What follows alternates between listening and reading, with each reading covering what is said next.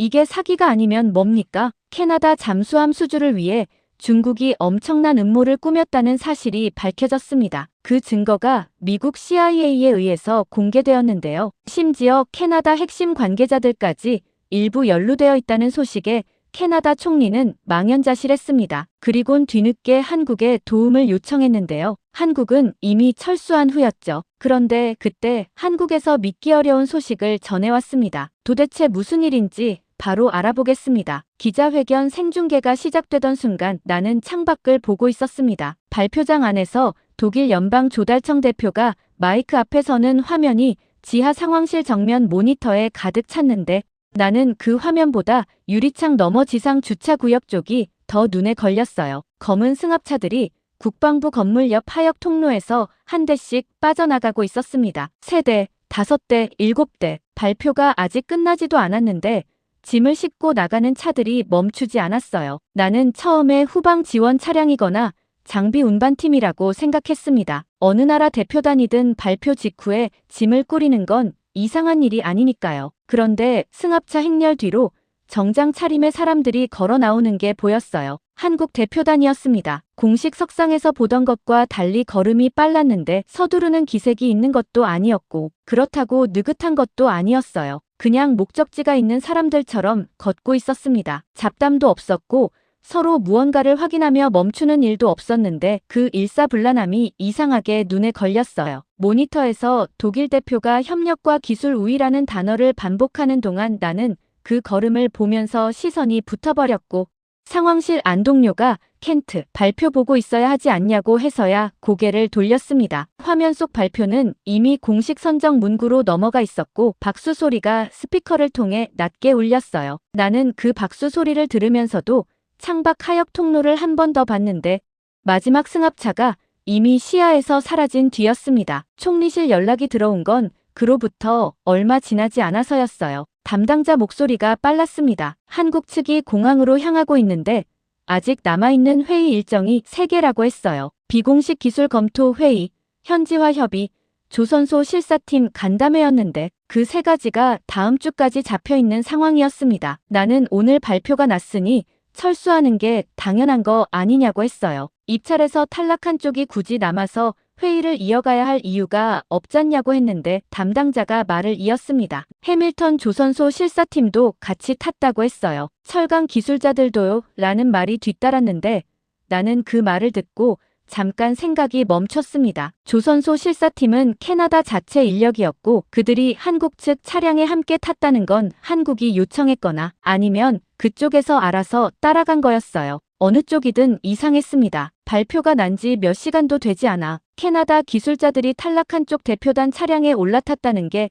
절차상 어디에도 맞지 않았는데 총리실 담당자도 그 사실을 어떻게 해석해야 할지 모르는 것 같았어요. 공식 항의나 문의를 넣어보겠다고 했는데 한국 측에서 온 회신은 독일의 선정을 축하한다는 한 문장뿐이었습니다. 회의 취소 통보는 별도 메일로 왔고 발신 시각이 기자회견 시작 20분 전이었어요. 나는 그 시각을 다시 확인했습니다. 발표가 나기 20분 전에 이미 전부 취소해두고 차에 짐을 싣기 시작했다는 뜻이었는데 그게 무슨 의미인지 그 자리에서 정확히 설명할 수 없었어요. 결과를 이미 알고 있었다는 건지 아니면 결과가 어떻게 나오든 떠날 준비가 돼 있었다는 건지 판단이 서지 않았습니다. 나는 패배한 쪽의 마지막 자존심이라고 결론을 내리기로 했어요. 지는 쪽이 마무리를 깔끔하게 하는 건 흔한 일이었고 괜히 거기서 의미를 찾으려 하면 없는 것도 있어 보이는 법이었으니까요. 그날 밤 사무실에 혼자 남아 최종 입찰서를 다시 열었습니다. 평가위원회 제출본이었는데 2달 전 사본과 비교하려던 거였어요. 처음엔 단순히 검토를 마무리하는 작업이었습니다. 계약 절차가 시작되면 최종본 기준으로 모든 게 진행되기 때문에 숫자를 한 번 더 확인해두는 게 맞다고 생각했어요. 나란히 펼쳐놓고 항목을 위에서부터 내려가다가 단가란에서 손이 멈췄습니다. 2달 전보다 숫자가 내려가 있었어요. 처음엔 표기 방식이 바뀐 건가 싶어서 단위를 다시 확인했는데 단위는 같았고 숫자가 달랐습니다. 전체 계약 금액 기준으로 18%였어요. 나는 그 수치를 보면서 잘못 계산한 거라고 생각하고 다시 했는데 결과가 바뀌지 않았습니다. 원가 구조가 이 정도 바뀌려면 핵심 공급사가 교체되거나 주요 사양이 변경됐어야 했는데 서류 어디에도 그에 해당하는 설명이 없었어요. 변경 사유란이 비어 있었고 기술 수정 이력도 없었으며 위원회 검토 기록에도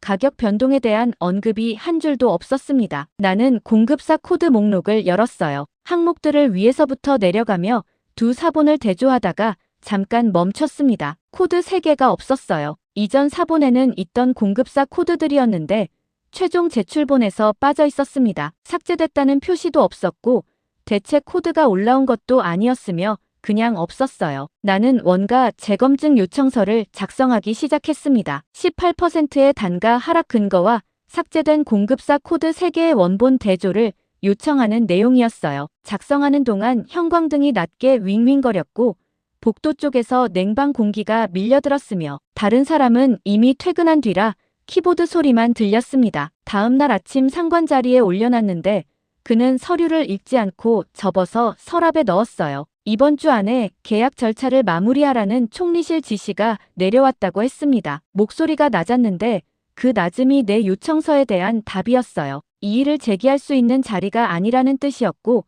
더 확인하지 않아도 된다는 뜻이기도 했습니다. 나는 알겠다고 했어요. 회의실을 나서면서 복도 창밖을 봤는데 주차 구역이 비어 있었습니다. 어젯밤 떠나던 한국 대표단의 얼굴이 이상하게 떠올랐어요. 서두르지도 않았고 항의하지도 않았으며 그냥 무표정했던 그 얼굴이 서랍 안으로 사라진 요청서와 묘하게 겹쳤습니다. 그런데 그 생각은 복도를 절반쯤 걸어가기도 전에 잊었어요. 계약 일정표를 확인해야 했고 다음 주 협상 준비가 남아 있었으니까요. 주머니 안에서 손가락이 종이 모서리에 닿았습니다. 어젯밤 삭제된 공급사 코드 3개를 따로 적어둔 메모였는데 버리려다가 그냥 두고 온 것이었어요. 기술평가 회의는 오전 10시에 시작됐습니다. 국방부 본관 3층 회의실이었는데 창문이 없었고 천장이 낮았으며 12명이 앉으니 벽이 가깝게 느껴졌어요. 독일 대표단은 이미 자리를 잡고 있었는데 화면 자료를 세팅하는 기술자 둘이 움직이는 것 말고는 조용했습니다. 나는 내 자리에 앉으며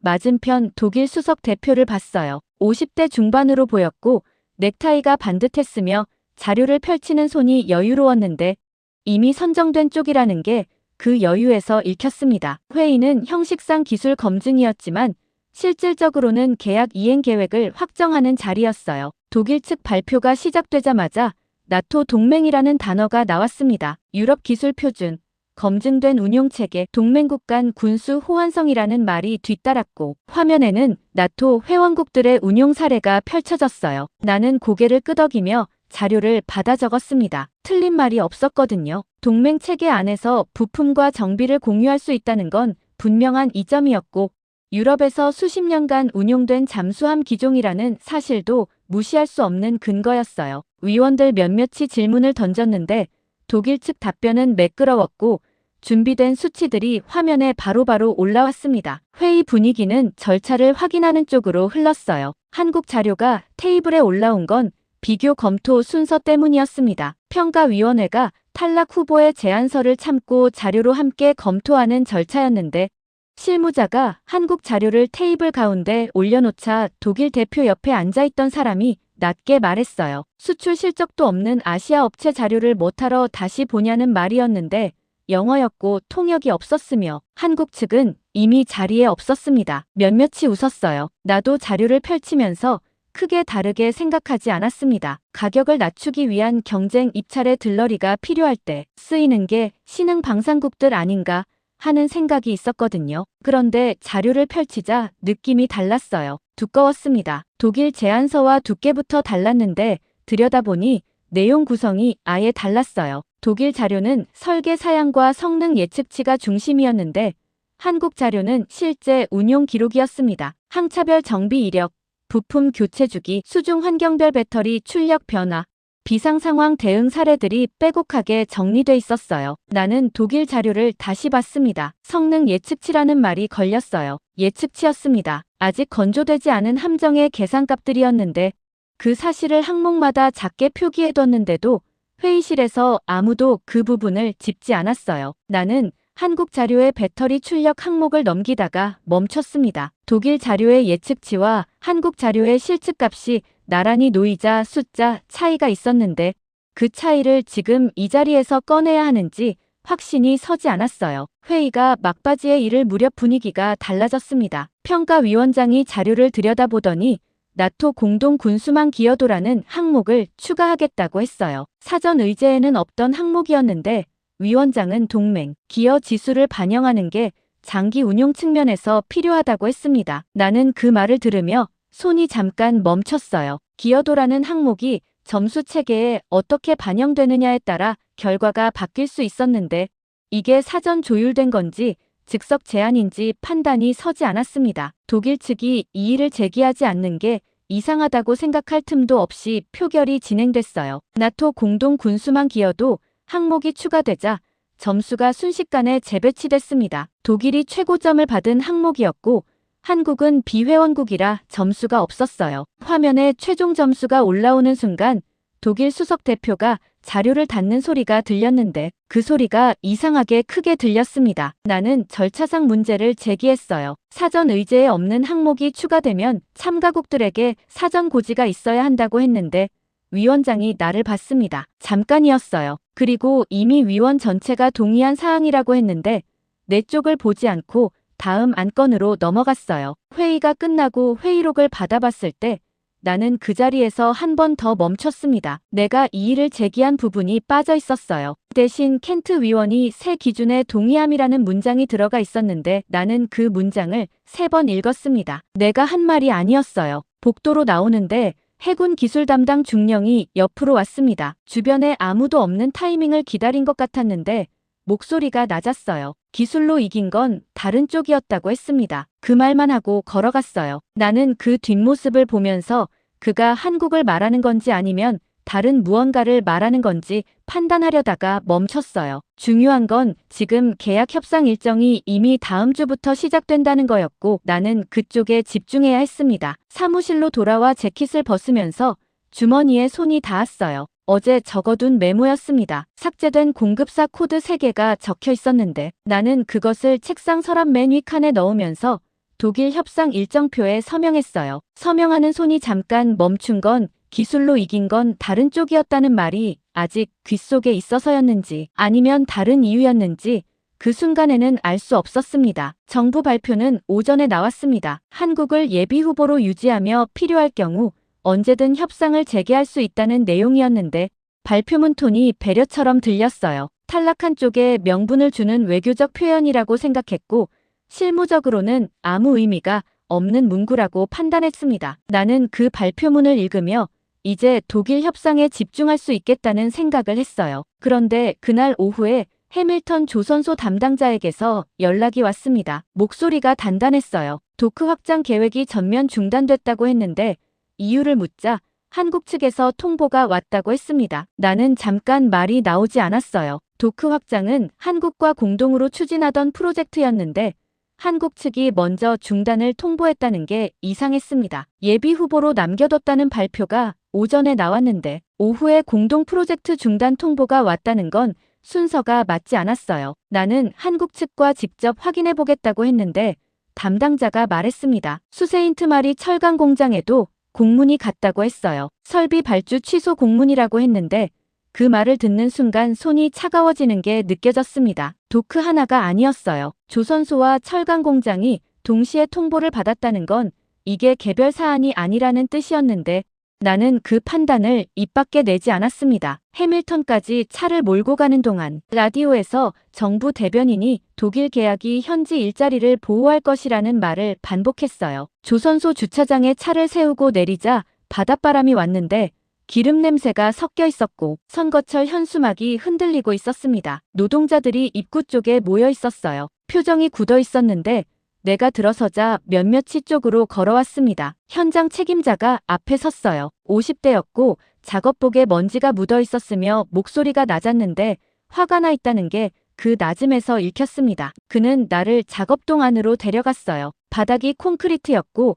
천장이 높았으며 형광등이 길게 이어져 있었는데 조명 아래 도크가 텅 비어 있었습니다. 그는 바닥을 가리켰어요. 선체 제작 라인 위치를 표시해둔 노란 선이 아직 남아 있었는데 페인트가 선명했습니다. 한국 기술진이 직접 그어둔 거라고 했어요. 어느 위치에 어떤 장비가 들어오고 어느 라인에서 어떤 공정이 진행되는지를 바닥에 그어두고 떠났다고 했는데 그 선들이 이상하게 오래 눈에 걸렸습니다. 선을 긋는다는 건 돌아올 생각이 있다는 뜻이거나 아니면 다른 누군가가 그 자리를 쓰게 될 거라는 뜻인데 지금 이 도크에 그 누군가가 올 것 같지 않았어요. 사무실로 돌아오자 독일 측에서 공문이 와 있었습니다. 비용 조정을 이유로 현지 건조 비율을 낮추겠다는 내용이었어요. 나는 공문을 읽으면서 현지 건조 비율이라는 단어 아래 있는 숫자를 확인했는데 정부가 계약 발표 때 언급했던 수치와 달랐습니다. 낮아져 있었어요. 그것도 조금이 아니었는데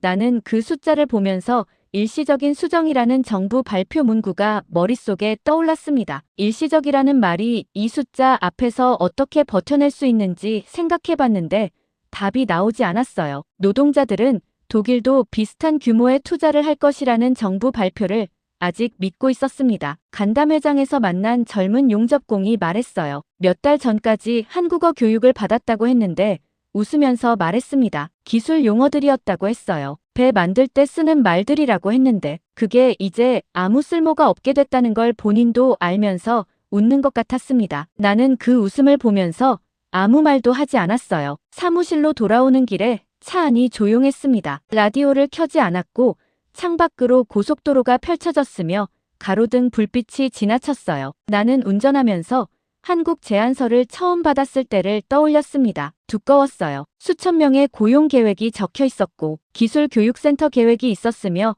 항만 개발안이 들어있었는데 그때는 과장된 영업 전략이라고 생각했습니다. 숫자를 크게 써서 인상을 주려는 방식이라고 봤어요. 그런데 지금 조선소 바닥에 남아있는 노란 선을 보고 나니 그 두꺼운 제안서가 다르게 느껴졌는데 그 느낌을 어떻게 정리해야 할지 몰랐습니다. 사무실에 도착해 재킷을 걸고 컴퓨터를 켰어요. 서랍에서 메모를 꺼냈습니다. 삭제된 공급사 코드 3개가 적힌 종이였는데 나는 첫 번째 코드를 조회창에 입력했어요. 검색 결과가 올라왔는데 나는 화면을 보면서 잠깐 아무 말도 하지 않았습니다. 등록 국가가 독일이 아니었어요. 홍콩이었습니다. 간담회는 오전 11시에 시작됐습니다. 해밀턴 조선소 회의실이었는데 접이식 의자들이 반원형으로 놓여 있었고 천장에 냉방기가 달려 있었지만 가동이 안 되고 있었어요. 사람들이 많아서인지 공기가 무거웠고 땀 냄새가 섞여 있었습니다. 나는 앞쪽에 서서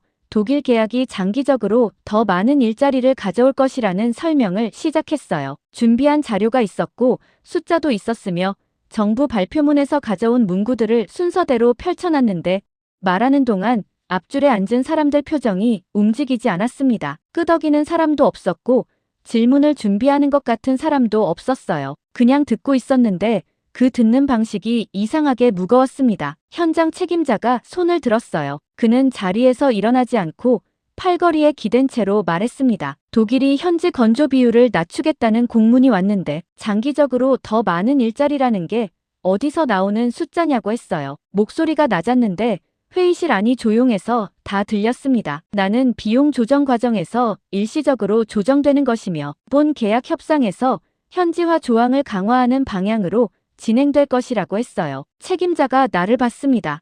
잠깐이었는데 그 눈빛에 뭔가가 있었어요. 반박이 아니었고 동의도 아니었으며 그냥 무언가를 확인하는 눈이었는데 그가 자리에서 일어나 나를 작업동 쪽으로 데려갔습니다. 회의실을 나서자 복도에 기념사진들이 걸려 있었어요. 조선소 역사를 담은 흑백 사진들 사이에 최근 것들이 섞여 있었는데 한국 기술진과 찍은 것들이었습니다. 단체 사진이었는데 한국 사람들이 작업복을 입고 있었고 캐나다 노동자들과 어깨를 나란히 하고 있었어요. 사진 아래 날짜가 붙어 있었는데 2해 전이었습니다. 2해 동안 이 사람들이 여기 왔다 갔다는 뜻이었는데 나는 그 사진들을 보면서 그게 실제로 어떤 모습이었는지 그 자리에서 처음으로 생각해봤어요. 작업동 안으로 들어서자 어제와 같은 도크가 있었습니다. 바닥에 노란 선이 형광등 아래서 선명했는데 책임자가 그 선을 따라 걸으며 설명했어요. 이 선이 어떤 장비 라인인지 어느 구역에서 어떤 공정이 들어오는지를 한국 기술진이 직접 설명하면서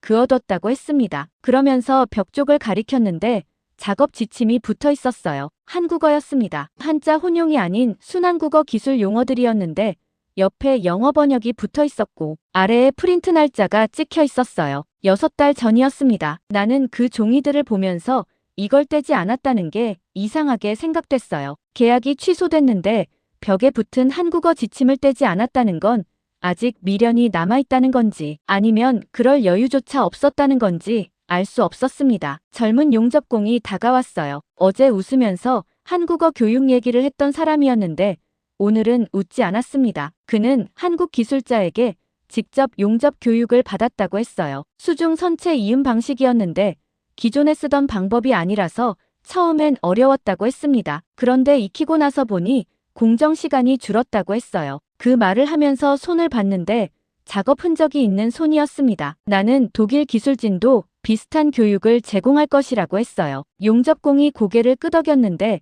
동의가 아니라는 걸 알 수 있었습니다. 회의실로 돌아왔을 때 분위기가 달라져 있었어요. 누군가 핸드폰을 들고 있었고 몇몇이 그쪽으로 모여들었습니다. 추가 구조조정 명단이 발표됐다는 거였어요. 나는 그 말을 듣는 순간 회의실 온도가 올라가는 게 느껴졌습니다. 냉방이 안 되는 공간에서 사람들이 일어서기 시작했고 목소리들이 겹쳐졌으며 누군가 정부가 우리를 속였다고 소리쳤어요. 나는 진정을 요청했는데 그 말이 공기 속으로 그냥 사라졌습니다. 현장 책임자가 나를 봤어요. 뭔가를 말하려는 것 같았는데 입을 열지 않았습니다. 그 침묵이 소리들보다 오래 남았어요. 나는 간담회가 끝난 뒤 주차장으로 나왔습니다. 바닷바람이 왔는데 차가웠고 기름 냄새가 아까보다 진했어요. 차에 타서 한동안 시동을 걸지 않았습니다. 작업동 벽에 붙어있던 한국어 지침들이 머릿속에서 지워지지 않았어요. 용어들이 읽히진 않았는데 그 종이들이 거기 있었다는 사실이 이상하게 발목을 잡았습니다. 오타와로 돌아와 사무실에 앉아 컴퓨터를 켰어요. 서랍에서 메모를 꺼냈습니다. 어제 첫 번째 코드가 홍콩이었다는 걸 확인했는데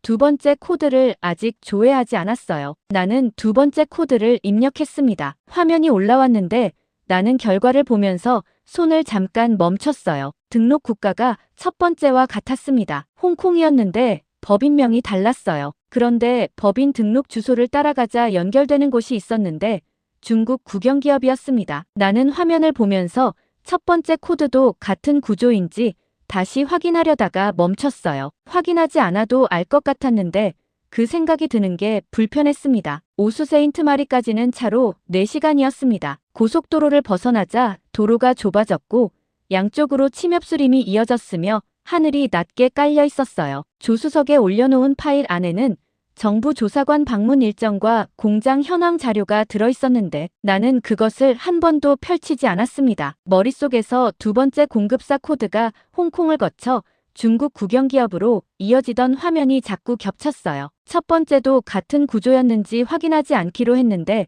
차를 몰수록 그 결정이 이상하게 무거워졌습니다. 공장 정문에 들어서자 냄새가 먼저 왔어요. 석탄과 금속이 섞인 냄새였는데 평소보다 옅었습니다. 용광로 하나가 멈춰 있다는 걸 냄새로 먼저 알 수 있었어요. 공장장이 정문에서 기다리고 있었습니다. 60대였고 키가 컸으며 악수하는 손이 거칠었어요. 그는 나를 보자마자 말을 시작했는데 사무실로 들어가기도 전이었습니다. 왜 하루아침에 모든 게 사라졌냐고 했어요. 목소리가 높지 않았는데 그 낮음이 오래 쌓인 것들을 담고 있었습니다. 나는 독일이 대체 투자안을 내놓을 것이라고 했어요. 협상이 진행 중이며 현지 생산 계획은 유지된다고 했는데 공장장이 나를 봤습니다. 뭔가를 말하려다가 멈추더니 안으로 들어가자고 했어요. 사무실은 창밖으로 공장 전체가 내려다 보이는 위치였습니다. 유리 너머로 가동 중인 용광로 2개와 멈춰있는 용광로 하나가 보였는데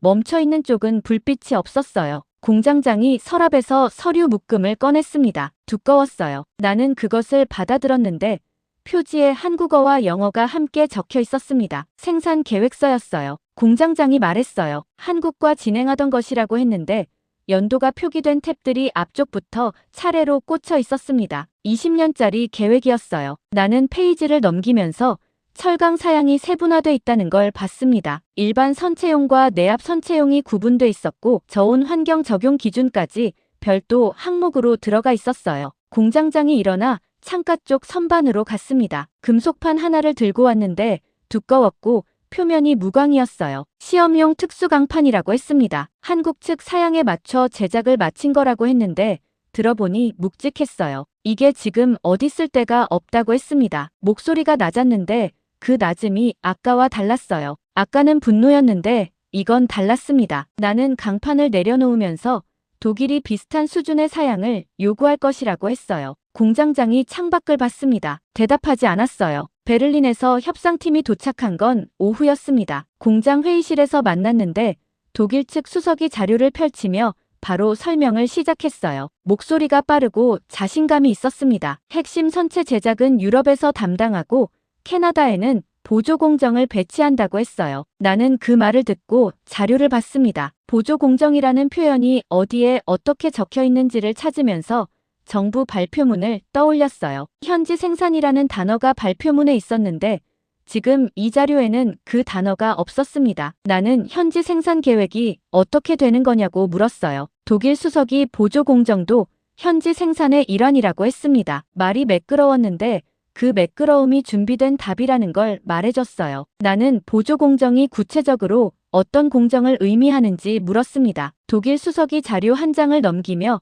도장 및 기초 조립이라고 했어요. 나는 그 항목을 봤습니다. 도장과 기초 조립이었어요. 선체 제작이 아니었고 배터리 공정이 아니었으며 핵심 기술이 들어가는 공정이 아니었습니다. 공장장이 그 자리에 있었어요. 자료를 받아들고 읽다가 내려놨는데 표정이 굳었습니다. 나는 계약이 이미 너무 멀리 왔다는 생각을 했어요. 지금 이 자리에서 이의를 제기하는 게 협상을 흔드는 결과를 낳을 수 있었고 그게 더 나쁜 상황을 만들 수 있었습니다. 나는 추가 협의가 필요하다고 했어요. 독일 수석이 고개를 끄덕였는데 이미 결론이 난 사람의 고개 끄덕임이었습니다. 회의가 끝나고 주차장으로 나오자 공장장이 따라왔어요. 그는 아무 말도 하지 않았습니다. 나란히 서서 공장 쪽을 봤는데 멈춰있는 용광로 굴뚝 위로 연기가 없었어요. 나는 오타와로 돌아가는 내내 서류 가방 안에 손이 닿을 때마다 메모 종이가 느껴졌습니다. 사무실에 도착해 자리에 앉자마자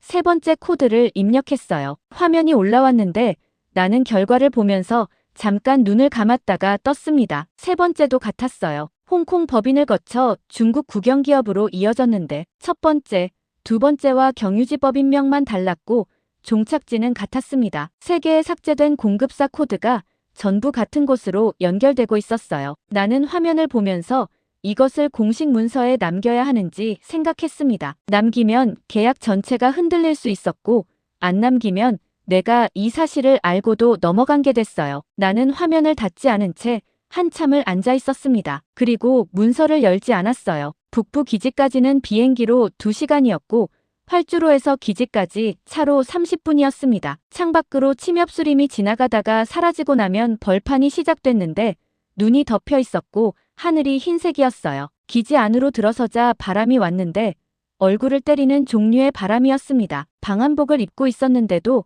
목덜미가 금방 차가워졌어요. 저온 시험장은 기지 외곽 건물이었는데 외관이 창고처럼 생겼고 입구에 온도 경고 표시가 붙어 있었습니다. 안으로 들어서자 공기가 달랐어요. 밖보다 더 차가웠는데 건조했고 금속 냄새가 났습니다. 독일 기술진이 장비 주변에 서 있었는데 방한복이 깨끗했어요. 현장에 막 도착한 사람들 같았는데 장비를 오래 들여다본 사람들처럼 보이지 않았습니다. 해군 기술 담당 중령이 내 옆으로 왔어요. 그는 시험 일정을 간단히 설명했는데 목소리가 낮았고 속도가 빨랐으며 독일 기술진 쪽을 보지 않고 말했습니다. 영하 20도 환경에서 배터리 출력과 전력 제어 계통을 확인하는 시험이라고 했어요. 독일 측이 한국이 제기한 공급망 의혹이 근거 없다는 걸 이번 시험으로 입증하겠다고 했다는 말도 덧붙였는데 표정이 없었습니다. 나는 그 표정을 보면서 중령이 그 말을 어떻게 생각하는지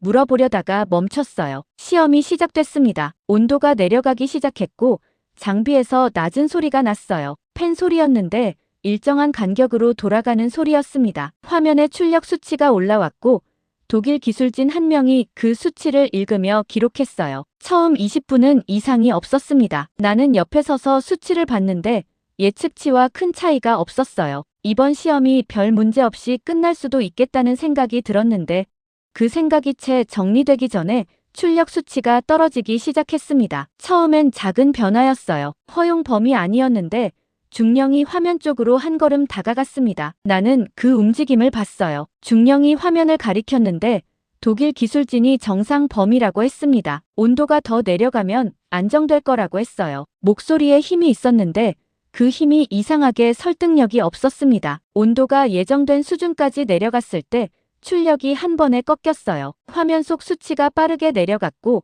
경고음이 짧게 울렸으며 전력 제어 장치가 재부팅됐습니다. 독일 기술진이 빠르게 움직였어요. 설치 환경 문제라고 했는데 재부팅하면 정상화된다고 했습니다. 재부팅이 됐어요. 수치가 올라왔는데 오래가지 않았습니다. 두 번째 재부팅이 일어났어요. 이번엔 경고음이 2번 울렸고 시험장 안이 잠깐 조용해졌습니다. 나는 그 조용함 속에서 방한복 안쪽이 축축해지는 걸 느꼈어요. 땀이었는데 공기는 여전히 차가웠습니다. 독일 수석 기술자가 재설정 절차를 진행하겠다고 했는데 중령이 그쪽으로 걸어갔어요. 중령이 냉각 펌프 쪽을 가리켰습니다. 외벽 한쪽에 균열이 생겨 있었어요. 가늘었는데 선명했고 균열 주변 금속색이 달랐습니다. 나는 그 균열을 보면서 언제 생긴 건지 알 수 없었어요. 중령이 장비 분해를 지시했습니다. 독일 수석이 시험 중단은 불가하다고 했어요. 목소리가 높아졌는데 처음으로 자신감이 아닌 다른 것이 그 목소리에 섞였습니다. 중령이 말했어요. 균열이 발생한 장비를 계속 가동하는 건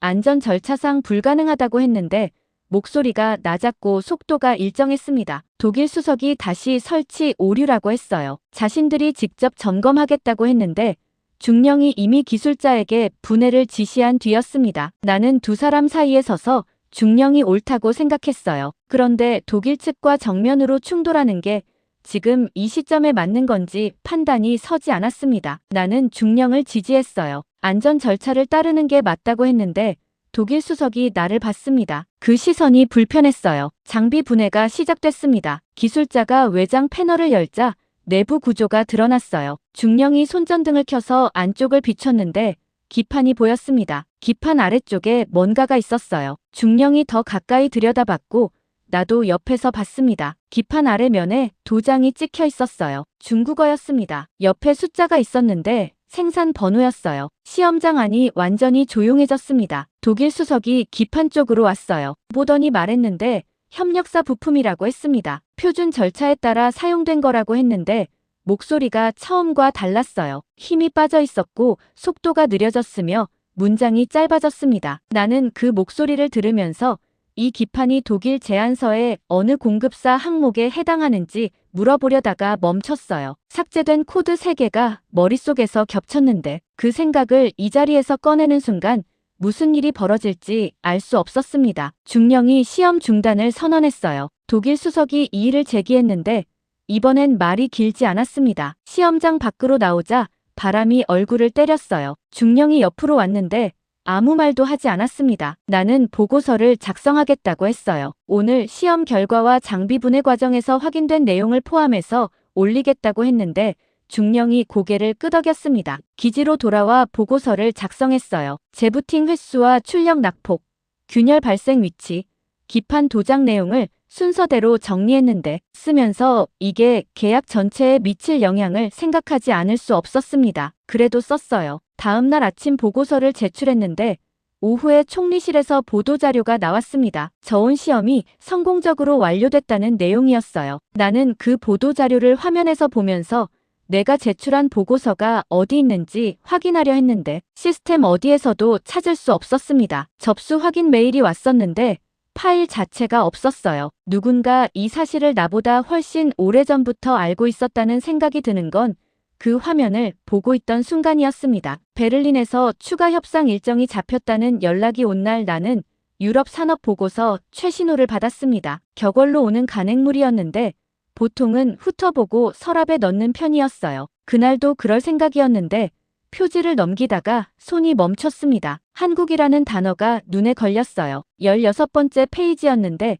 폴란드와 대규모 조선 협력을 체결했다는 내용이었습니다. 나는 그 기사를 처음에 빠르게 읽었어요. 캐나다에서 탈락한 뒤 다른 나라에 같은 제안을 들고 간 거라고 생각했거든요. 입찰에 실패한 쪽이 다른 시장을 찾는 건 자연스러운 일이었고 동유럽이 방산 투자를 적극적으로 유치하고 있다는 건 알고 있었습니다. 나는 보고서를 옆에 두고 베를린 협상 준비 자료를 열었어요. 그런데 이상하게 시선이 자꾸 보고서 쪽으로 돌아왔습니다. 나는 기사를 다시 펼쳤어요. 이번엔 천천히 읽었는데 읽을수록 이상했습니다. 계약 대상이 잠수함 몇 척이 아니었어요. 조선소가 있었고 철강 공장이 있었으며 기술학교와 항만 시설이 포함돼 있었습니다. 나는 그 항목들을 보면서 어디서 본 것 같다는 생각이 들었는데 잠깐 생각하다가 자리에서 일어났어요. 캐비닛을 열었습니다. 한국 제안서 사본이 있었는데 먼지가 약간 앉아 있었어요. 꺼내서 목차를 열었는데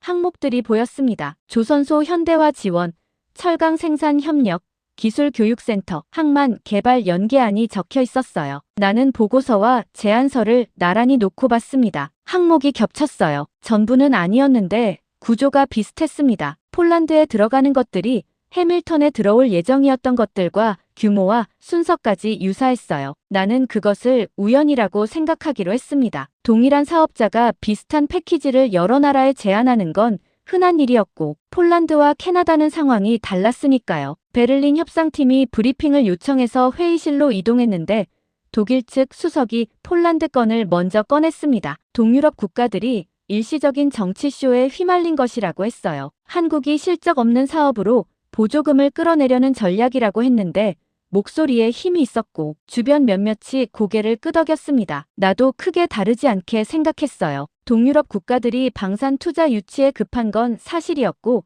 그 급함을 이용하는 사례들이 없지 않았으니까요. 나는 캐나다와는 상관없는 이야기라고 했습니다. 독일 수석이 동의한다고 했어요. 그 동의가 이상하게 빠르게 나왔는데 나는 그냥 넘어갔습니다. 회의가 끝나고 사무실로 돌아오는 길에 핸드폰에 메일이 들어왔어요. 해밀턴 조선소 담당자였는데 짧았습니다. 어제 추가 해고 통보가 왔다는 내용이었어요. 이번엔 기술직이었습니다. 나는 메일을 읽으며 엘리베이터를 탔는데 문이 닫히기 전에 또 메일이 왔어요. 같은 담당자였는데 이번엔 한 줄이었습니다. 해고된 젊은 기술자 몇 명이 한국 기업 해외 채용 프로그램에 지원했다고 했어요. 나는 엘리베이터 안에서 그 문장을 다시 읽었습니다. 문이 열렸는데 내리지 않았어요. 한국 기업이 해외 채용을 하고 있다는 게 이상한 건 아니었습니다. 그런데 해밀턴에서 해고된 기술자들이 거기 지원했다는 건 달랐어요. 그 기술자들이 어떻게 그 채용 공고를 알았는지,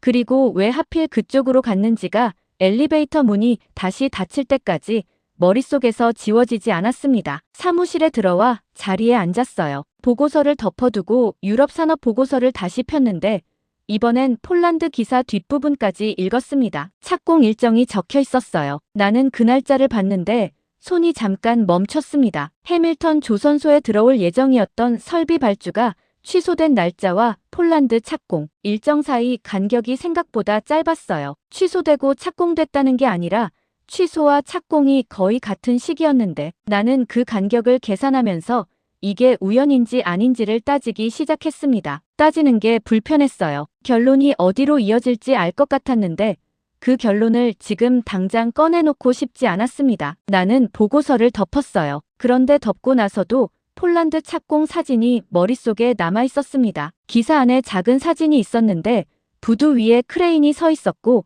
그 옆에 사람들이 있었어요. 사진이 작아서 얼굴은 보이지 않았는데 작업복 색깔이 해밀턴 조선소에서 본 것과 비슷했습니다. 그게 그냥 비슷한 것인지 아니면 같은 것인지 그 자리에서는 알 수 없었어요. 잠수함 계약 하나가 아닐지도 모른다는 생각이 처음으로 들었는데 그 생각이 어디서 나온 건지 정확히 알 수 없었습니다. 오타와 국방부 지하 브리핑실은 창문이 없었습니다. 형광등이 천장에 두 줄로 이어져 있었고 냉방이 강하게 가동되고 있었으며 테이블이 길었는데 양쪽으로 사람들이 앉으니 공간이 꽉 찼어요. 해밀턴 조선소 노조 대표들이 한쪽에 앉아 있었는데 표정이 단단했습니다. 나는 맞은편에 앉아 정부 입장을 설명하기 시작했어요. 며칠 안에 독일이 한국보다 더 큰 규모의 현지 생산안을 내놓을 것이라는 내용이었는데 말하는 동안 테이블 건너편 얼굴들이 움직이지 않았습니다. 노조 위원장이 팔짱을 끼고 있었어요. 50대였고 머리가 희끗했으며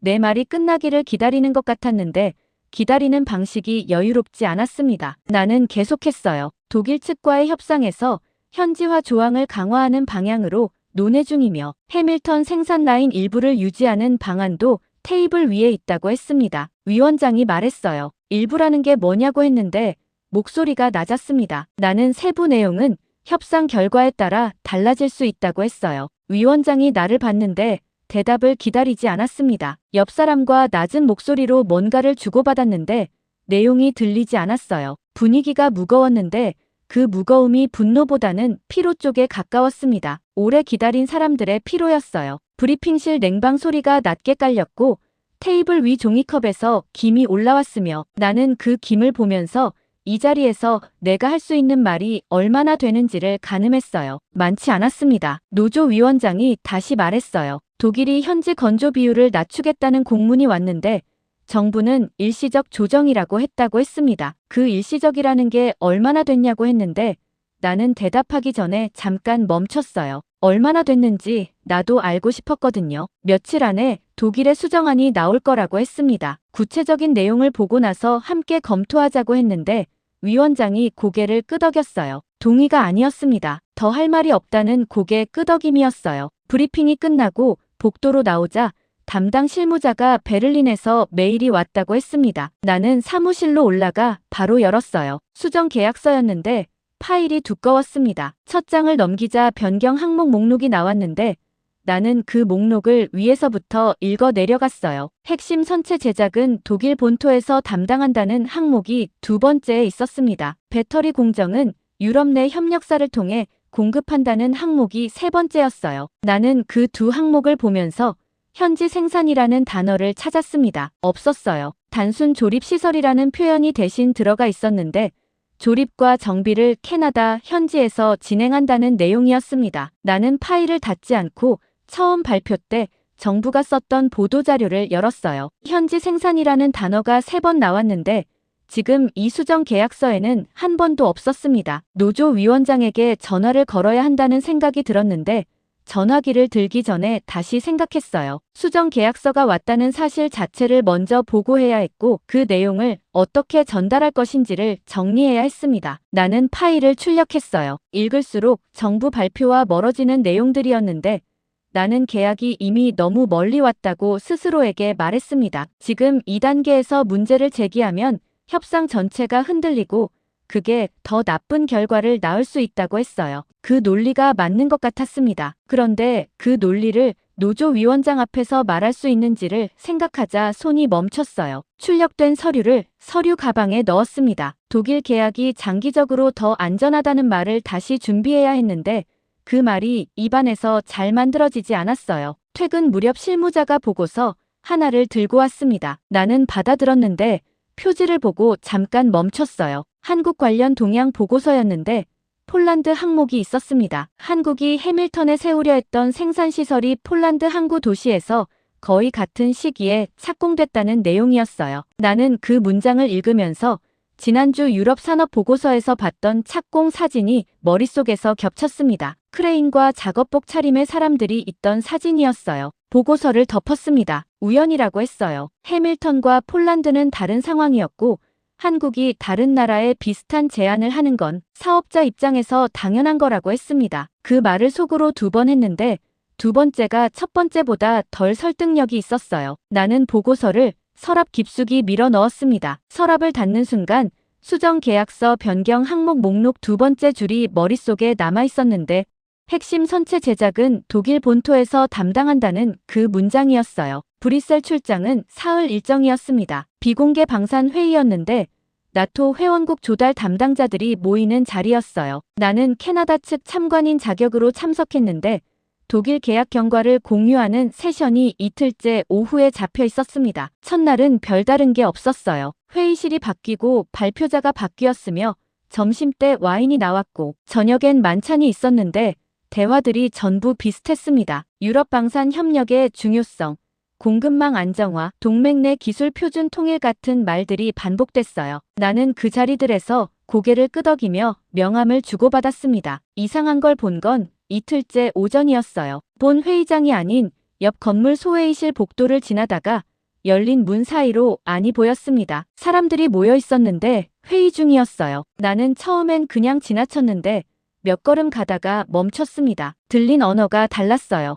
폴란드어였는데 그 옆으로 루마니아어처럼 들리는 것도 섞였고 영어가 간간히 나왔습니다. 나는 다시 문 쪽으로 돌아갔어요. 안을 보니 테이블 주변에 동유럽 쪽 얼굴들이 있었는데 그 맞은편에 한국 대표단이 앉아 있었습니다. 나는 잠깐 서서 안을 봤어요. 벽면이 눈에 걸렸는데 도면이 붙어 있었습니다. 잠수함 도면이 아니었어요. 지도였는데 크기가 컸고 항목들이 선으로 연결돼 있었습니다. 가까이서 볼 수 없었는데 철강 공장이라는 글자와 항만이라는 글자가 보였어요. 그 옆에 교육센터라는 표현이 있었고 부품 창고처럼 보이는 표기도 있었는데 선들이 그것들을 연결하고 있었습니다. 나는 복도에서 그 지도를 보면서 이게 무슨 회의인지 파악하려 했어요. 잠수함 몇 척을 파는 사업에 저런 지도가 필요할 리 없었는데 그 생각이 드는 순간 문이 닫혔습니다. 안에서 누군가 일어나 문 쪽으로 오는 게 보여서 나는 자연스럽게 걸음을 옮겼어요. 점심 식사 자리에서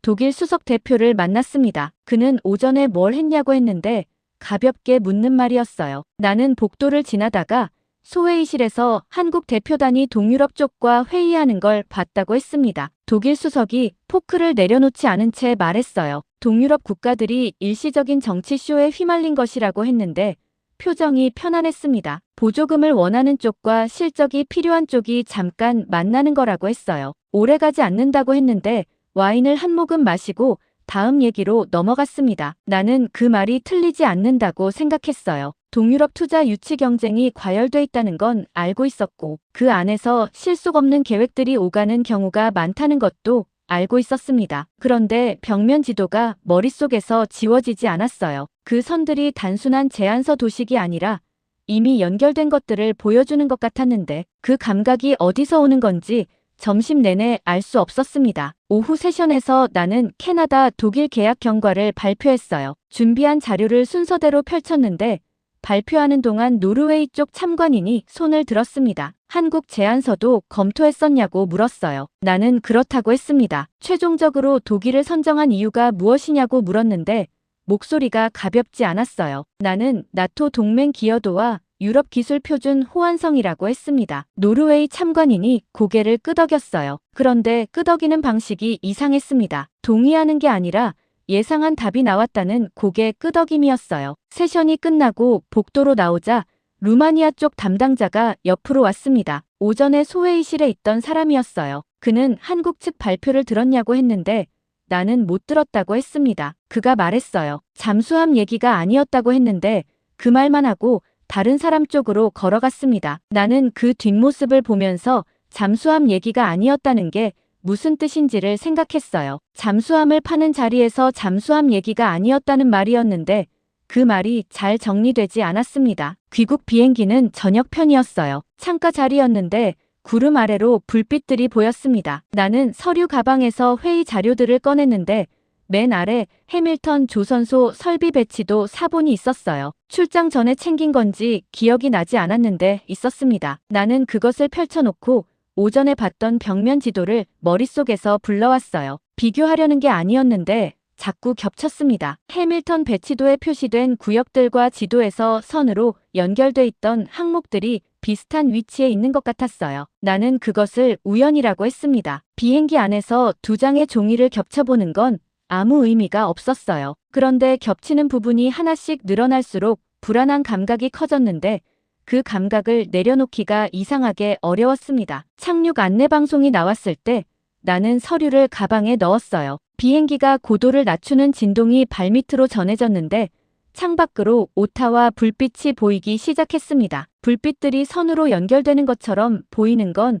내 눈이 그렇게 보려 했기 때문인지 아니면 실제로 연결돼 있기 때문인지 착륙하는 순간까지 알 수 없었어요. 해밀턴 조선소 시위 소식은 아침 뉴스에서 들었습니다. 출근하면서 라디오를 켰는데 국방부 앞이 아니라 조선소 정문이었어요. 나는 그 차이를 들으면서 핸들을 잡은 손에 힘이 들어가는 걸 느꼈습니다. 국방부 앞 시위는 정부를 향한 거였는데 조선소 정문 시위는 달랐어요. 그쪽에 남아있는 사람들이 자기 일터 앞에 선 거였는데 그게 이상하게 더 무겁게 들렸습니다. 기지 도착 일정이 있었어요. 북극 기지에서 독일 장비 추가 시험이 예정돼 있었는데 이번엔 수중 항법 개통이었습니다. 나는 시위대가 모여있는 조선소 앞을 지나야 했어요. 뒷문으로 돌아가려다가 그냥 정문 쪽으로 갔습니다. 돌아가는 게 더 이상하게 느껴졌거든요. 시위대가 플래카드를 들고 있었는데 나를 알아보는 사람이 있었어요. 눈이 마주쳤는데 나는 속도를 줄이지 않았습니다. 창문 너머로 그 눈빛이 남았어요. 공항에서 북부 기지행 군용 소형기를 탔는데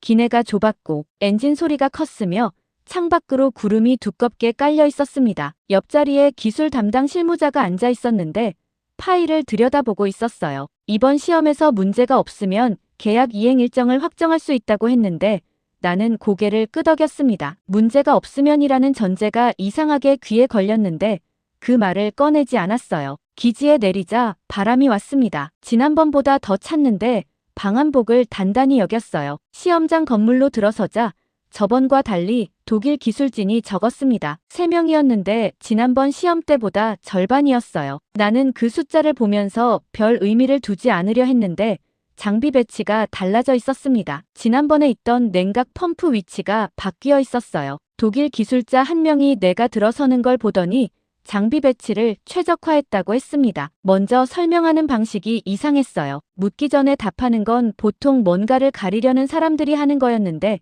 나는 그 생각을 넘어가기로 했습니다. 시험이 시작됐어요. 이번엔 출력 수치보다 항법 신호가 중심이었는데 처음 30분은 수치가 안정적이었습니다. 독일 기술자들이 기록을 했고 실무자가 옆에서 메모를 했으며 나는 화면을 봤어요. 지난번 시험 때와 달리 긴장이 덜했는데 그게 오히려 이상했습니다. 긴장이 덜하다는 게 익숙해진 건지 아니면 기대를 낮춘 건지 알 수 없었어요. 문제가 생긴 건 1시간이 지나서였습니다. 항법 신호가 끊겼어요. 화면에서 수치가 사라졌는데 독일 기술자가 즉시 점검을 시작했고 신호선 접촉 불량이라고 했습니다. 재연결 작업을 시작했는데 연결이 됐다가 끊겼어요. 2번 반복됐습니다. 3번째에는 신호가 아예 안 잡혔어요. 나는 화면을 보면서 지난 시험 때 기판에서 봤던 중국어 도장이 머릿속에 겹쳤습니다. 독일 기술자가 이번엔 다른 말을 했어요. 중국산 부품 대체 문제가 있다고 했는데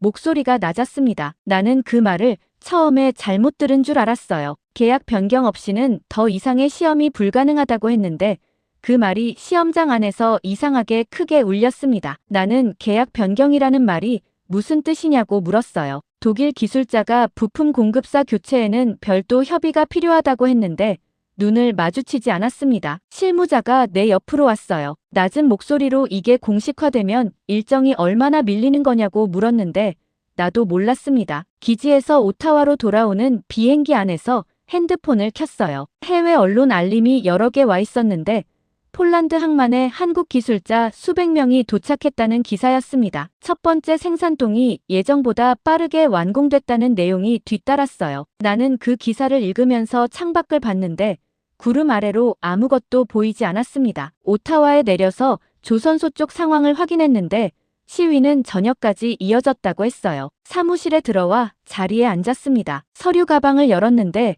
오늘 시험 기록이 있었어요. 항법 신호 2절, 재연결 실패 2차례, 부품 공급사 교체 필요라는 내용이 순서대로 적혀 있었습니다. 나는 그것을 책상 위에 올려놓고 독일이 시간을 벌고 있을 뿐이라고 속으로 말했어요. 부품 문제는 해결될 수 있었고 공급사 교체는 시간이 걸리는 문제였으며 계약 자체가 흔들리는 건 아니라고 했습니다. 그 말이 맞는 것 같았어요. 그런데 서랍을 열다가 북극 항로 보안 보고서가 눈에 걸렸습니다. 지난달 받은 건데 읽지 않았어요. 꺼내서 펼쳤는데 몇 장을 넘기다가 멈췄습니다. 한국이 잠수함 계약과 함께 북극 정비 거점과 물류망을 패키지로 제안했었다는 내용이 있었어요. 나는 그 문장을 다시 읽었습니다. 한국 제안서를 검토할 때 이 내용을 봤는지 기억이 나지 않았어요. 두꺼운 제안서였는데 과장된 영업 전략이라고 생각하고 끝까지 읽지 않았을 수 있었습니다. 북극 정비 거점이라는 말이 이상하게 오래 눈에 남았어요. 오늘 시험장에서 항법 신호가 두절됐는데 북극 항로에서 항법이 안 되는 잠수함이 무슨 의미인지를 생각하자 손이 차가워졌습니다. 브뤼셀 출장은 사흘 일정이었습니다. 비공개 방산 회의였는데 나토 회원국 조달 담당자들이 모이는 자리였어요. 나는 캐나다 측 참관인 자격으로 참석했는데 독일 계약 경과를 공유하는 세션이 이틀째 오후에 잡혀 있었습니다. 첫날은 별다른 게 없었어요. 회의실이 바뀌고 발표자가 바뀌었으며 점심때 와인이 나왔고 저녁엔 만찬이 있었는데 대화들이 전부 비슷했습니다. 유럽 방산 협력의 중요성, 공급망 안정화, 동맹 내 기술 표준 통일 같은 말들이 반복됐어요. 나는 그 자리들에서 고개를 끄덕이며 명함을 주고받았습니다. 이상한 걸 본 건 이틀째 오전이었어요. 본 회의장이 아닌 옆 건물 소회의실 복도를 지나다가 열린 문 사이로 안이 보였습니다. 사람들이 모여 있었는데 회의 중이었어요. 나는 처음엔 그냥 지나쳤는데 몇 걸음 가다가 멈췄습니다. 들린 언어가 달랐어요. 폴란드어였는데 그 옆으로 루마니아어처럼 들리는 것도 섞였고 영어가 간간히 나왔습니다. 나는 다시 문 쪽으로 돌아갔어요. 안을 보니 테이블 주변에 동유럽 쪽 얼굴들이 있었는데 그 맞은편에 한국 대표단이 앉아 있었습니다. 나는 잠깐 서서 안을 봤어요. 벽면이 눈에 걸렸는데 도면이 붙어 있었습니다. 잠수함 도면이 아니었어요. 지도였는데 크기가 컸고 항목들이 선으로 연결돼 있었습니다. 가까이서 볼 수 없었는데 철강 공장이라는 글자와 항만이라는 글자가 보였어요. 그 옆에 교육센터라는 표현이 있었고 부품 창고처럼 보이는 표기도 있었는데 선들이 그것들을 연결하고 있었습니다. 나는 복도에서 그 지도를 보면서 이게 무슨 회의인지 파악하려 했어요. 잠수함 몇 척을 파는 사업에 저런 지도가 필요할 리 없었는데 그 생각이 드는 순간 문이 닫혔습니다. 안에서 누군가 일어나 문 쪽으로 오는 게 보여서 나는 자연스럽게 걸음을 옮겼어요. 점심 식사 자리에서 독일 수석 대표를 만났습니다. 그는 오전에 뭘 했냐고 했는데 가볍게 묻는 말이었어요. 나는 복도를 지나다가 소회의실에서 한국 대표단이 동유럽 쪽과 회의하는 걸 봤다고 했습니다. 독일 수석이 포크를 내려놓지 않은 채 말했어요. 동유럽 국가들이 일시적인 정치쇼에 휘말린 것이라고 했는데 표정이 편안했습니다. 보조금을 원하는 쪽과 실적이 필요한 쪽이 잠깐 만나는 거라고 했어요. 오래가지 않는다고 했는데 와인을 한 모금 마시고 다음 얘기로 넘어갔습니다. 나는 그 말이 틀리지 않는다고 생각했어요. 동유럽 투자 유치 경쟁이 과열돼 있다는 건 알고 있었고 그 안에서 실속 없는 계획들이 오가는 경우가 많다는 것도 알고 있었습니다. 그런데 벽면 지도가 머릿속에서 지워지지 않았어요. 그 선들이 단순한 제안서 도식이 아니라 이미 연결된 것들을 보여주는 것 같았는데 그 감각이 어디서 오는 건지 점심 내내 알 수 없었습니다. 오후 세션에서 나는 캐나다 독일 계약 경과를 발표했어요. 준비한 자료를 순서대로 펼쳤는데 발표하는 동안 노르웨이 쪽 참관인이 손을 들었습니다. 한국 제안서도 검토했었냐고 물었어요. 나는 그렇다고 했습니다. 최종적으로 독일을 선정한 이유가 무엇이냐고 물었는데 목소리가 가볍지 않았어요. 나는 나토 동맹 기여도와 유럽 기술 표준 호환성이라고 했습니다. 노르웨이 참관인이 고개를 끄덕였어요. 그런데 끄덕이는 방식이 이상했습니다. 동의하는 게 아니라 예상한 답이 나왔다는 고개 끄덕임이었어요. 세션이 끝나고 복도로 나오자 루마니아 쪽 담당자가 옆으로 왔습니다. 오전에 소회의실에 있던 사람이었어요. 그는 한국 측 발표를 들었냐고 했는데 나는 못 들었다고 했습니다. 그가 말했어요. 잠수함 얘기가 아니었다고 했는데 그 말만 하고 다른 사람 쪽으로 걸어갔습니다. 나는 그 뒷모습을 보면서 잠수함 얘기가 아니었다는 게 무슨 뜻인지를 생각했어요. 잠수함을 파는 자리에서 잠수함 얘기가 아니었다는 말이었는데 그 말이 잘 정리되지 않았습니다. 귀국 비행기는 저녁편이었어요. 창가 자리였는데 구름 아래로 불빛들이 보였습니다. 나는 서류 가방에서 회의 자료들을 꺼냈는데 맨 아래 해밀턴 조선소 설비 배치도 사본이 있었어요. 출장 전에 챙긴 건지 기억이 나지 않았는데 있었습니다. 나는 그것을 펼쳐놓고 오전에 봤던 벽면 지도를 머릿속에서 불러왔어요. 비교하려는 게 아니었는데 자꾸 겹쳤습니다. 해밀턴 배치도에 표시된 구역들과 지도에서 선으로 연결돼 있던 항목들이 비슷한 위치에 있는 것 같았어요. 나는 그것을 우연이라고 했습니다. 비행기 안에서 두 장의 종이를 겹쳐보는 건 아무 의미가 없었어요. 그런데 겹치는 부분이 하나씩 늘어날수록 불안한 감각이 커졌는데 그 감각을 내려놓기가 이상하게 어려웠습니다. 착륙 안내방송이 나왔을 때 나는 서류를 가방에 넣었어요. 비행기가 고도를 낮추는 진동이 발밑으로 전해졌는데 창밖으로 오타와 불빛이 보이기 시작했습니다. 불빛들이 선으로 연결되는 것처럼 보이는 건 내 눈이 그렇게 보려 했기 때문인지 아니면 실제로 연결돼 있기 때문인지 착륙하는 순간까지 알 수 없었어요. 해밀턴 조선소 시위 소식은 아침 뉴스에서 들었습니다. 출근하면서 라디오를 켰는데 국방부 앞이 아니라 조선소 정문이었어요. 나는 그 차이를 들으면서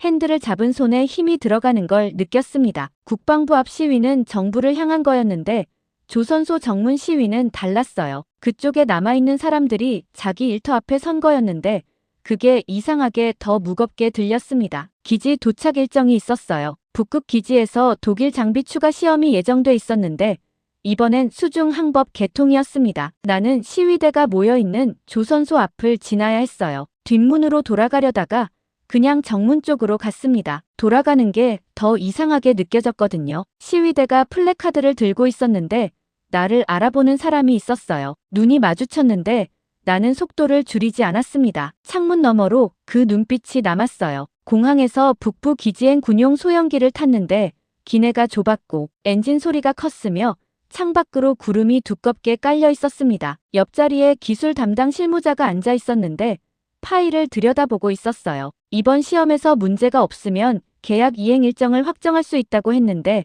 나는 고개를 끄덕였습니다. 문제가 없으면이라는 전제가 이상하게 귀에 걸렸는데 그 말을 꺼내지 않았어요. 기지에 내리자 바람이 왔습니다. 지난번보다 더 찼는데 방한복을 단단히 여겼어요. 시험장 건물로 들어서자 저번과 달리 독일 기술진이 적었습니다. 3명이었는데 지난번 시험 때보다 절반이었어요. 나는 그 숫자를 보면서 별 의미를 두지 않으려 했는데 장비 배치가 달라져 있었습니다. 지난번에 있던 냉각 펌프 위치가 바뀌어 있었어요. 독일 기술자 한 명이 내가 들어서는 걸 보더니 장비 배치를 최적화했다고 했습니다. 먼저 설명하는 방식이 이상했어요. 묻기 전에 답하는 건 보통 뭔가를 가리려는 사람들이 하는 거였는데 나는 그 생각을 넘어가기로 했습니다. 시험이 시작됐어요. 이번엔 출력 수치보다 항법 신호가 중심이었는데 처음 30분은 수치가 안정적이었습니다. 독일 기술자들이 기록을 했고 실무자가 옆에서 메모를 했으며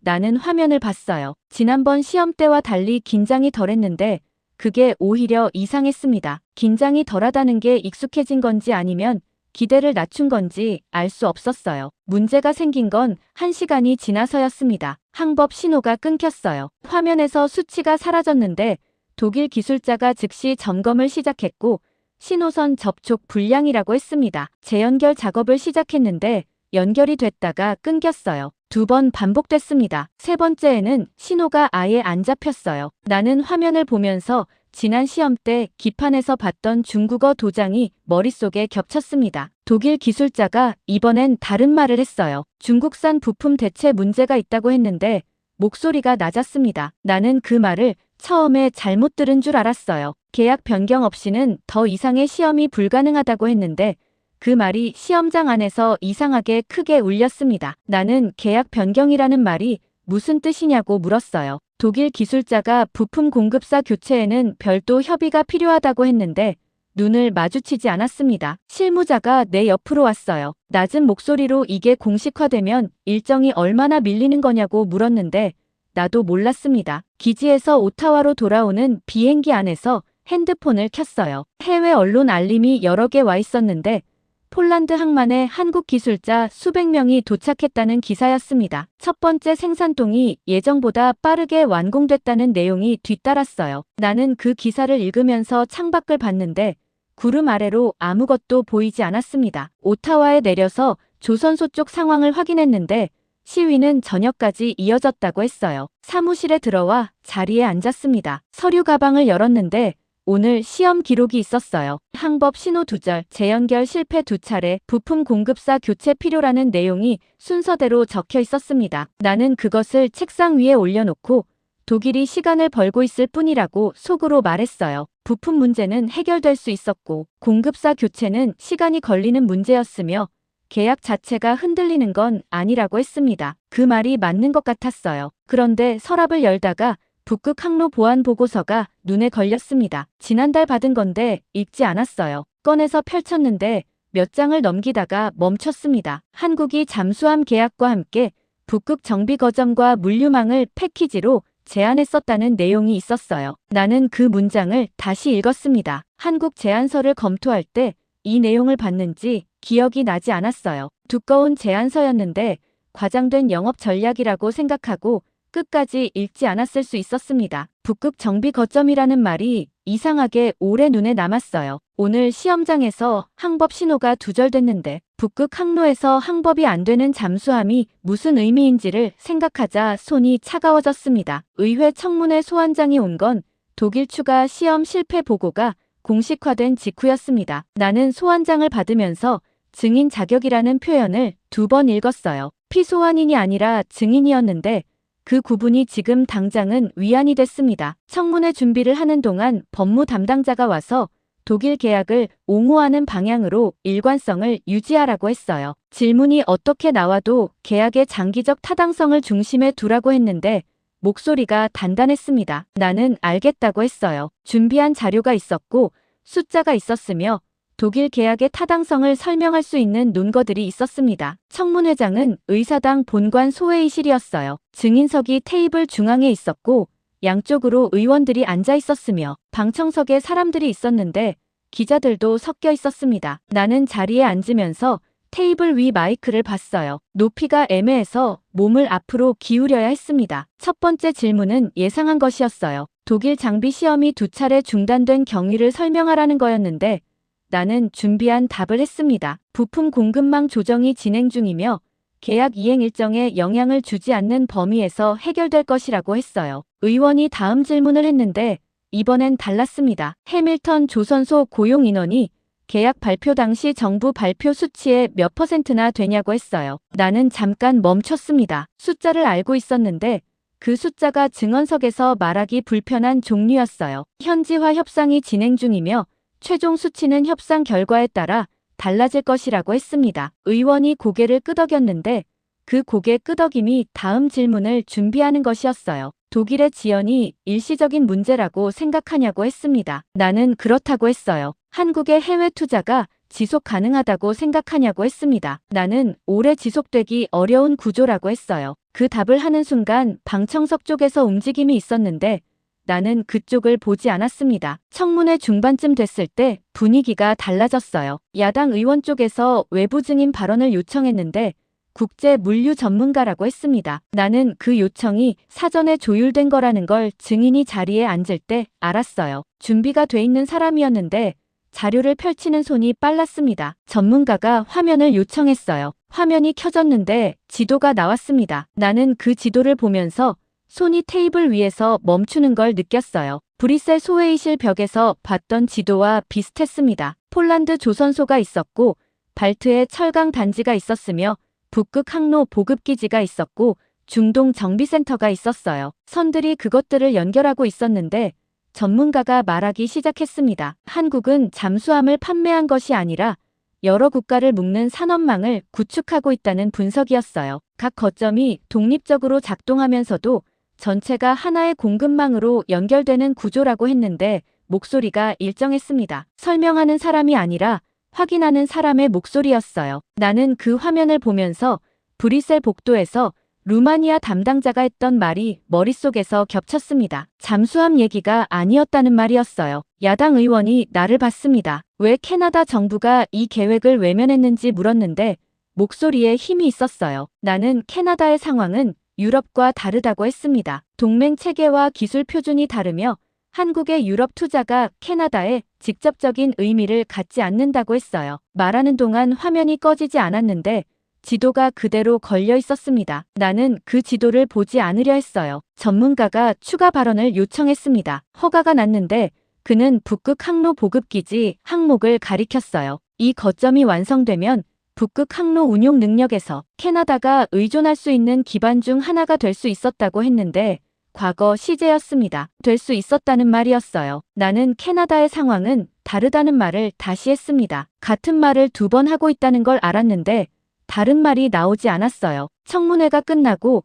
복도로 나오자 해밀턴 출신 기자가 다가왔습니다. 해밀턴 기술자 12명이 폴란드로 떠났다는 사실을 알고 있냐고 했어요. 나는 알고 있다고 했습니다. 노르웨이에 간 사람도 있다고 했는데 나는 그 말에 대답하지 않았어요. 차로 돌아오는 길에 핸드폰에 메일이 왔습니다. 법무 담당자였는데 오늘 증언이 일관성을 잘 유지했다고 했어요. 나는 그 메일을 읽으면서 일관성이라는 단어가 이상하게 느껴졌습니다. 청문회 화면에 걸려있던 지도가 아직 눈에 남아 있었는데 그 선들이 연결하고 있던 것들이 캐나다를 지나가지 않았다는 사실이 차에 타는 순간까지 지워지지 않았어요. 나는 시동을 걸면서 한국의 해외 투자가 오래 지속되기 어려운 구조라고 했던 내 말을 떠올렸습니다. 그 말이 맞는 말인지 틀린 말인지를 지금 이 순간 판단하기가 이상하게 어려웠는데 판단을 피하고 있는 건지 판단이 안 되는 건지도 알 수 없었어요. 베를린에서 계약 재협상 요구가 공식화된 건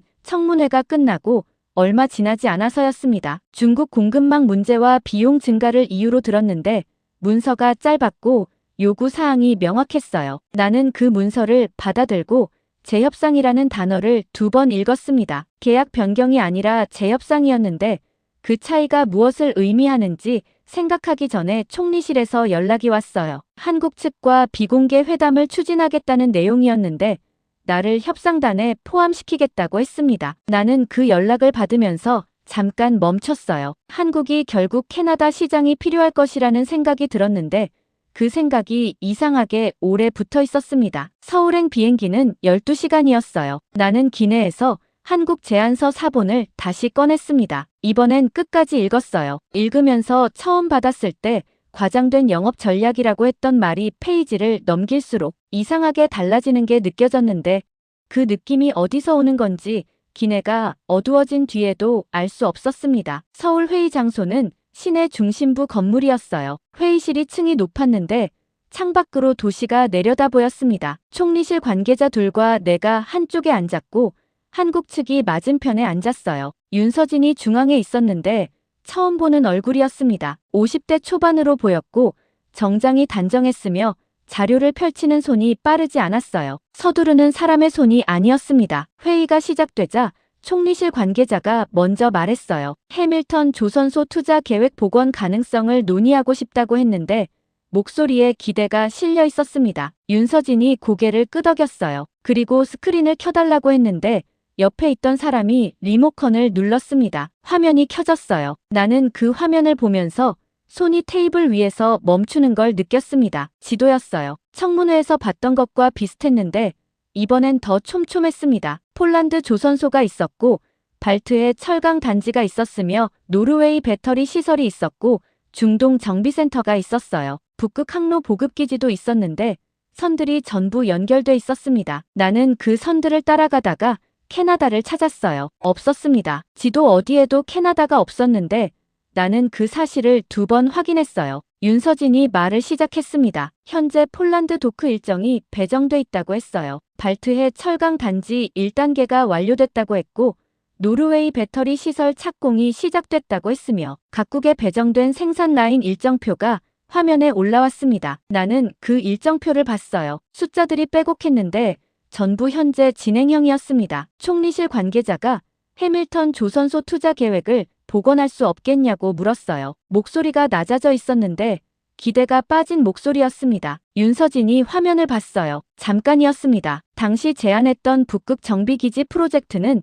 노르웨이에서 진행 중이라고 했어요. 철강 프로젝트는 폴란드와 발트해 쪽에서 이미 단계가 진행됐다고 했는데 말이 짧았습니다. 설명하는 게 아니라 사실을 얹어놓는 방식이었어요. 나는 조건을 바꾸겠다는 말을 꺼냈습니다. 현지화 조항을 강화하고 해밀턴 생산 라인 비율을 높이는 방향으로 협상할 수 있다고 했어요. 윤서진이 나를 봤습니다. 잠깐이었는데 그 시선이 불편했어요. 그는 말했습니다. 캐나다가 잠수함을 구매하는 동안 한국은 여러 나라가 함께 움직이는 산업 구조를 만들고 있었다고 했어요. 목소리가 낮았고 속도가 일정했으며 그 말이 끝나는 순간 회의실 안이 조용해졌습니다. 총리실 관계자가 뭔가를 말하려 했는데 나는 그 옆에서 화면을 보고 있었어요. 지도에서 연결된 선들이 캐나다를 지나지 않는다는 사실이 이상하게 손끝으로 전해지는 것 같았습니다. 회담이 계속됐어요. 조건을 바꾸겠다는 말이 몇 번 더 나왔는데 윤서진은 그때마다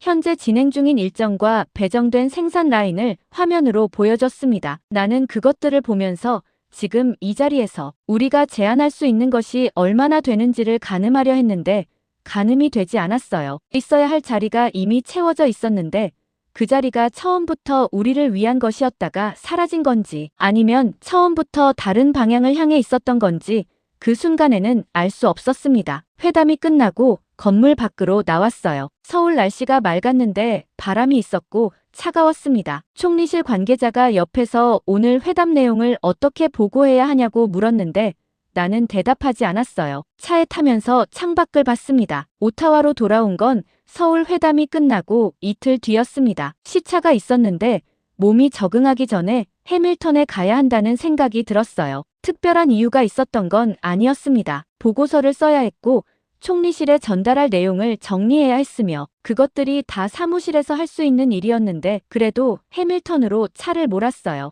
고속도로를 빠져나와 조선소 쪽으로 접어드는 도로에 들어서자 달라진 게 눈에 들어왔습니다. 예전엔 이 시간대에 트럭들이 다녔는데 없었어요. 도로가 조용했고 가로등 하나가 깜빡이고 있었으며 조선소 정문 앞에 아무도 없었습니다. 시위대도 없었어요. 시위를 할 사람들이 남아있지 않다는 뜻인지 아니면 지쳐서 멈춘 건지 알 수 없었는데 그 조용함이 시위 때보다 더 무거웠습니다. 정문을 지나 안으로 들어서자 경비 한 명이 나왔어요. 나를 알아봤는데 말이 없었습니다. 안내하겠다는 말도 없었고 맞겠다는 말도 없었어요. 그냥 봤습니다. 나는 혼자 작업동 쪽으로 걸어갔어요. 문이 잠겨있지 않았는데 그게 이상하게 더 쓸쓸하게 느껴졌습니다. 잠글 이유가 없어진 거였어요. 작업동 안으로 들어서자 형광등 하나가 깜빡이고 있었습니다. 나머지는 꺼져 있었어요. 깜빡이는 등 아래로 도크가 보였는데 텅 비어 있었습니다. 용접 장비들이 한쪽에 밀려나 있었는데 먼지가 앉아 있었고 위에 천이 덮여 있었어요. 나는 안으로 더 들어갔습니다. 바닥을 봤어요. 노란 선이 아직 있었습니다. 형광등 빛이 닿는 쪽은 선명했고 빛이 닿지 않는 쪽은 어두웠는데 선이 사라진 게 아니었어요. 지우지 않았거나 지울 여유가 없었거나 둘 중 하나였는데 어느 쪽이든 선은 그 자리에 있었습니다. 나는 그 선을 따라 걸었어요. 어느 위치에 어떤 장비가 들어올 예정이었는지를 한국 기술진이 직접 그어뒀다는 말이 기억났는데 선들이 구체적이었습니다. 즉흥적으로 그은 게 아니었어요. 간격이 일정했고 구역이 나뉘어 있었으며 교차점마다 표시가 있었는데 그 표시들이 무엇을 의미하는지 지금의 나는 알 수 없었습니다. 발소리가 들렸어요. 뒤를 돌아보니 남자가 들어오고 있었는데 작업복을 입고 있었고 나이가 있었습니다. 나는 처음에 경비인 줄 알았는데 가까이 오자 아니었어요. 조선소에서 봤던 얼굴이었는데 이름이 기억나지 않았습니다. 그가 먼저 말했어요. 아직 여기 계셨냐고 했는데 나를 보고 한 말인지 아니면 혼잣말인지 알 수 없었습니다. 나는 잠깐 들렀다고 했어요. 그가 도크 쪽을 봤습니다. 아들이 폴란드로 떠났다고 했어요. 한국 기술자한테 교육받고 있다고 했는데 말이 짧았습니다. 자랑인지 한탄인지 알 수 없는 말이었어요. 나는 뭐라고 해야 할지 몰랐습니다. 잘 됐다는 말이 나오려다가 멈췄어요. 잘 된 건지 아닌지 판단이 서지 않았는데 그 판단이 서지 않는 게 이상했습니다. 그가 근처 식당 얘기를 했어요. 조선소 계약이 무산된 뒤 손님이 절반 이하로 줄었다고 했는데 식당 이름을 댔습니다. 나는 그 식당을 알았어요. 조선소 사람들이 많이 가던 곳이었는데 몇 년 전에 가본 적이 있었습니다. 그가 더 말하지 않았어요. 도크 끝쪽으로 걸어갔는데 나는 따라가지 않았습니다. 혼자 있고 싶은 사람처럼 보였어요. 나는 서류 가방을 들고 작업동 한쪽으로 갔습니다. 벽에 기념사진들이 아직 있었어요. 한국 기술진과 함께 찍은 사진들이었는데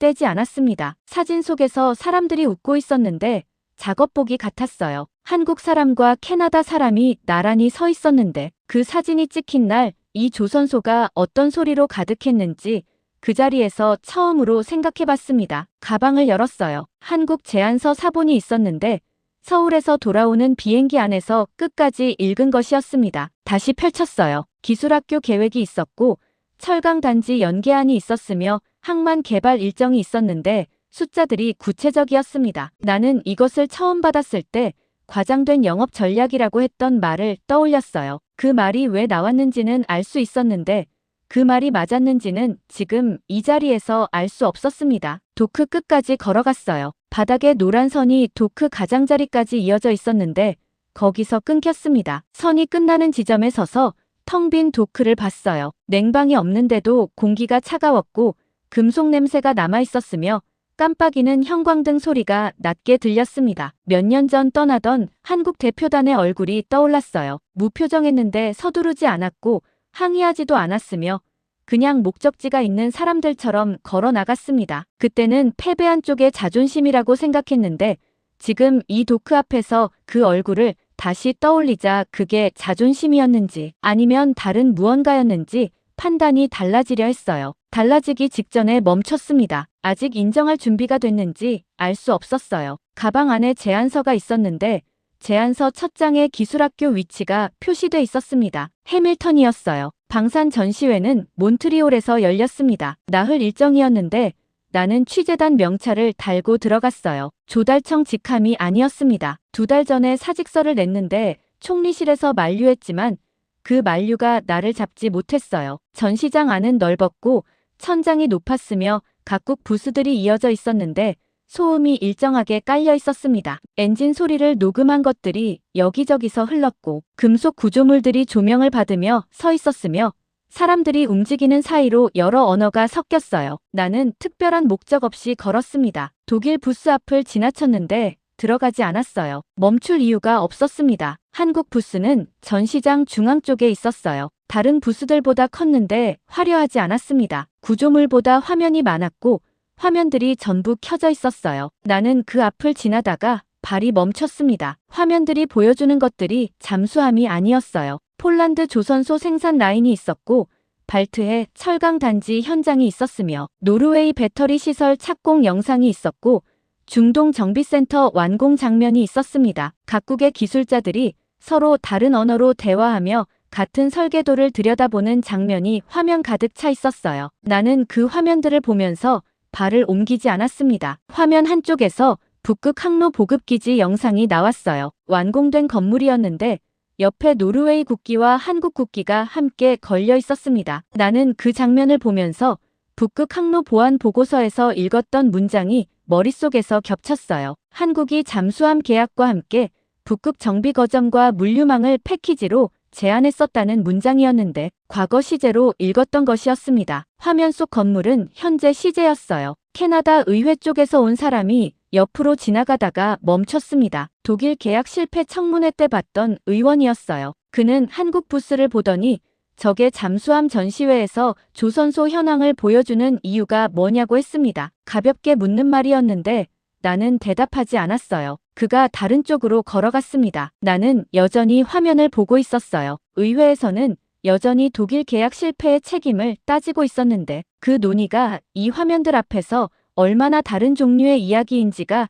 이상하게 선명하게 느껴졌습니다. 해밀턴 조선소 재건 계획은 아직 시작조차 못했다는 걸 알고 있었어요. 전시장 한쪽에서 움직임이 느껴졌습니다. 나는 그쪽을 봤어요. 윤서진이었습니다. 여러 나라 관계자들과 이야기를 나누고 있었는데 서두르는 기색이 없었어요. 상대가 말하는 동안 듣고 있었고 답할 때는 짧게 했으며 손짓이 없었습니다. 나는 그 방향으로 걸어갔어요. 그가 나를 알아보는데 시간이 걸리지 않았습니다. 옆에 있던 사람들과 인사를 마치고 내 쪽으로 왔어요. 나는 왜 캐나다를 기다리지 않았냐고 물었습니다. 그 말이 나오기까지 시간이 걸렸는데 나온 건 그 말이었어요. 다른 말을 준비하고 있었는데 다른 말이 나오지 않았습니다. 윤서진이 나를 봤어요. 잠깐 침묵했는데 생각하는 침묵이 아니었습니다. 이미 답이 있는 사람의 침묵이었어요. 그는 말했습니다. 우리는 잠수함을 팔러 온 것이 아니었습니다. 라고 했어요. 목소리가 낮았고 속도가 일정했으며 그 말이 끝나자마자 지나가던 사람이 그를 불렀습니다. 그는 내 쪽을 한 번 더 보지 않고 그쪽으로 걸어갔어요. 나는 그 뒷모습을 보면서 그 자리에 서 있었습니다. 전시장 소음이 다시 들리기 시작했어요. 엔진 소리 녹음이 어딘가에서 흘렀고 금속 구조물이 조명을 받고 있었으며 사람들이 움직이고 있었습니다. 나는 전시장 밖으로 걸어 나왔어요. 출구 쪽 복도가 조용했는데 발소리가 났습니다. 밖으로 나오자 차가운 공기가 왔어요. 몬트리올 바람이었는데 코트 안으로 들어왔습니다. 나는 그 자리에 잠깐 서 있었어요. 윤서진이 떠나던 장면이 아니라 몇 년 전 오타와 국방부 주차구역에서 승합차에 오르던 한국 대표단의 뒷모습이 먼저 떠올랐습니다. 무표정했고 서두르지 않았으며 목적지가 있는 사람들처럼 걸었어요. 그때 나는 패배한 쪽의 마지막 자존심이라고 했는데 지금 이 자리에서 그 판단을 그대로 가지고 있을 수 없었습니다. 잠수함이 아니었어요. 처음부터 잠수함이 아니었는데 우리는 잠수함만 봤습니다. 잠수함을 고르는 동안 다른 쪽에서는 잠수함을 중심으로 움직일 나라들을 연결하고 있었어요. 우리가 거절한 건 더 좋은 무기가 아니었습니다. 그 무기가 만들어낼 수 있었던 것들 전체였는데 그것들은 지금 폴란드와 노르웨이와 발트해와 북극 항로 위에서 이미 움직이고 있었어요. 바람이 다시 왔습니다. 나는 코트깃을 세우고 주차장 쪽으로 걸었어요. 해밀턴 조선소 바닥에 아직 남아있을 노란 선이 머릿속에서 떠올랐는데 그 선이 어디서 끊겼는지를 알고 있었습니다. 선이 끝나는 자리에 들어와야 할 것들이 지금 다른 나라 항구에서 움직이고 있었고 그것들은 기다려주지 않았으며 처음부터 기다릴 이유가 없었어요.